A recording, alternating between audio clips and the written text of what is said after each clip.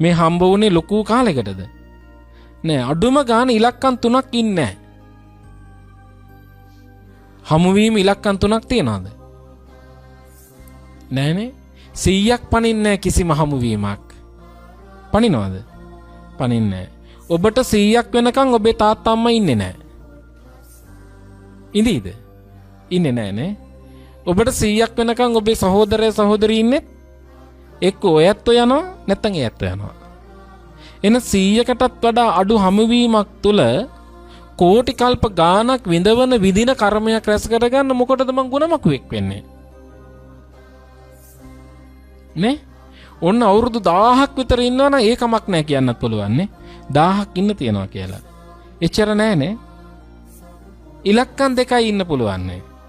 හැම තිස්සෙම කෙනෙක් කළ හොඳක් ගැන හිතනවා මිසක් කෙනෙක් කළ නරකක් ගැන මෙනෙහි කරන්න එපා. බුදුහාමුදුරුවෝ කිව්ව හරියට කොයි වගේද?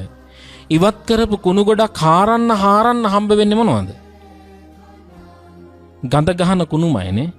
හැබැයි හඳුන් ලීය ගල ගන්න හම්බ වෙන්නේ මොනවද? සුවඳනේ. කුණුද වැඩි හඳුන් දාඩු? හඳුන් හරි අඩුයි කුණු වැඩිනේ. හැබැයි කුණු ගොඩක් ළඟ වුණත් හඳුන් ඇඹුරුවොත් මොකද වෙන්නේ? කුණු ගොඩේ ගඳ නැති කරලා හඳුන් සුවඳ පැතිරෙනවානේ. ආන් ඔය වගේ කෙනෙක් වෙන්න. කවුද කියන්නේ? බුදුහාමුදුරුවෝ. හැම තිස්සෙම ධර්මයට ගරු කරමින් හොඳ කෙනෙක් වෙන්න.